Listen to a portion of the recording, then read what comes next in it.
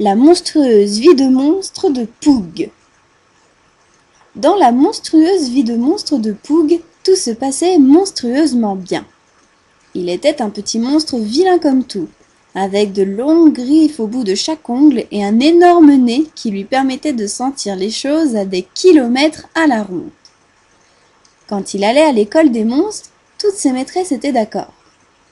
Il allait devenir un monstre parfaitement monstrueux. Poug était le meilleur de sa classe, même s'il s'amusait parfois à embêter ses camarades en leur chatouillant les dessous de bras quand la maîtresse avait les yeux tournés. Mais tout le monde l'aimait bien. Même Kipu, le monstre le plus puant et méchant de toute l'école des monstres, voulait être le copain de Poug et son grand nez. Comme tous les monstres, Poug faisait des bêtises. Parfois, il tirait les cheveux des petites filles et il faisait des croche-pattes aux petits garçons, en faisant toujours attention à ne pas se faire voir. Il ne fallait surtout pas que des parents humains le voient, alors ils allaient finir par le chasser à tout jamais. Tous les autres monstres admiraient Poug, parce qu'il osait toujours désobéir aux ordres et aux lois monstrueuses. Mais un jour, ça se retourna contre lui. La première règle chez les monstres dit qu'un monstre n'a pas le droit d'embêter 2 fois le même enfant. La deuxième règle dit qu'il est formellement interdit qu'un enfant soit embêté par un monstre plus d'1 fois par mois. Les monstres devaient donc être attentifs et disciplinés. Quand un enfant avait déjà été embêté en janvier, il fallait attendre février pour qu'un autre monstre puisse l'embêter à nouveau. C'était la règle, et il était important de la respecter, tout simplement parce que si les enfants s'apercevaient que les monstres rôdaient tout le temps dans leur monde, ils allaient eux aussi finir par trouver un moyen de tous les chasser. Évidemment, Poug se moquait de toutes ces règles. Et un beau jour, il tira les oreilles d'une fillette qu'il avait déjà embêtée cette semaine-là. Il crut qu'il allait pouvoir s'en tirer comme ça, mais quelqu'un lui tira les cheveux et Poug se retourna dans un énorme grognement. Il allait répliquer quand il vit qui se tenait devant lui. Flasquette, la fée des monstres. Oh attention, Flasquette n'était pas une fée comme les autres. Elle était toute verte, avec des cheveux en ver de terre et des mains qui sentaient le crapaud. Flasquette était la fée chargée de faire respecter les règles des monstres. Poug avait désobéi. Poug allait donc être puni. Poug, connais-tu toutes les lois que les monstres doivent respecter? Lui demanda-t-elle avec sa voix de canard. Oui, Flasquette. Et pourtant tu as désobéi. Pour cela tu dois être puni. Poug, pour te passer l'envie de recommencer, voici ta punition. Je te vole ton nez. Aussitôt dit, aussitôt fait. Flasquette, la fée des monstres, avait agité sa baguette magique en forme de carotte sous les yeux de Poug, dont le nez venait de s'envoler, on ne savait où. Poug était très en colère. Son nez, c'était ce qu'il avait de mieux pour faire le monstre. C'était vraiment injuste ce que Flasquette venait de faire. Mais il n'eut pas le temps de râler, puisque la fée des monstres avait déjà disparu. Poug n'allait pas en rester là. Il décida alors de partir à la recherche d'un nouveau-né.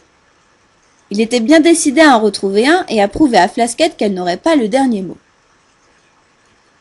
Il se rendit donc tout d'abord chez Rognonion, la sorcière de la montagne.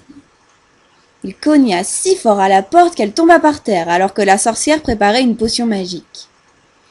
Elle avait un long nez crochu avec au bout la plus grosse de toutes les verrues.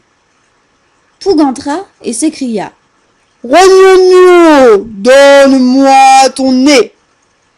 Quoi? Ah non, non, non, cher Poug, tu peux toujours courir.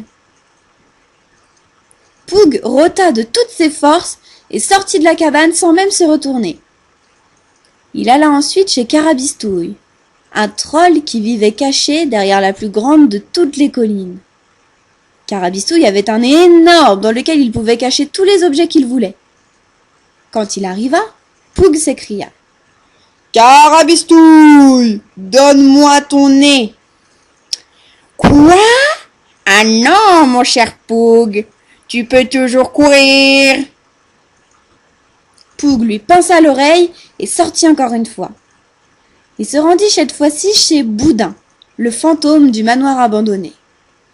Boudin avait un tout petit nez, mais dès qu'il le remuait, on était obligé de lui dire la vérité.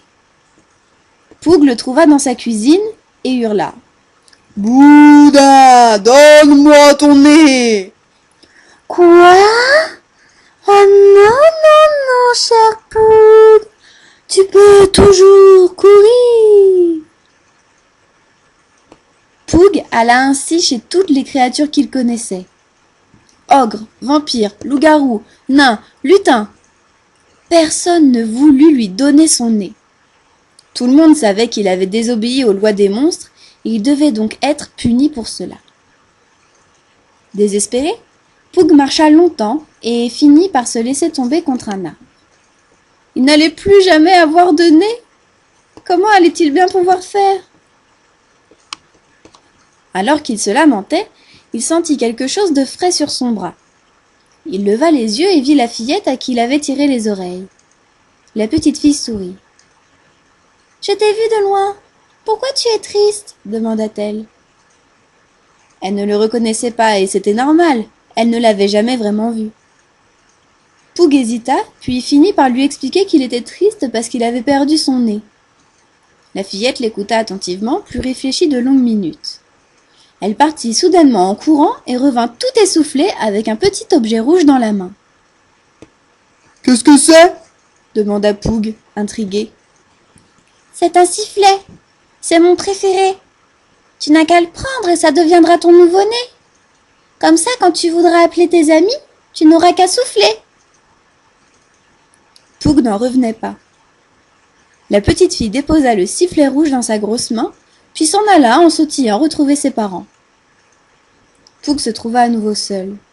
La petite fille qui l'avait embêté lui avait fait un présent, parce qu'elle avait vu qu'il était triste. Comme ils sont bizarres, ces enfants. Mais après tout, un sifflet, pourquoi pas ? Poug le mit alors à la place de son nez. Il était devenu un monstre avec un nez en forme de sifflet. Quand il rentra chez lui, tout le monde fut surpris. Poug leur expliqua alors ce qui lui était arrivé et tous les monstres se réunirent. Ils venaient de comprendre quelque chose. Il y avait des enfants gentils. Ce n'était donc pas juste de les embêter. Alors, Poug et ses amis prirent une grande décision. À partir de ce jour, les monstres n'embêtèrent plus que les enfants méchants. Les gentils enfants, eux, ils les protégeaient des mauvais rêves. Tout ça grâce à une fillette et un sifflet rouge.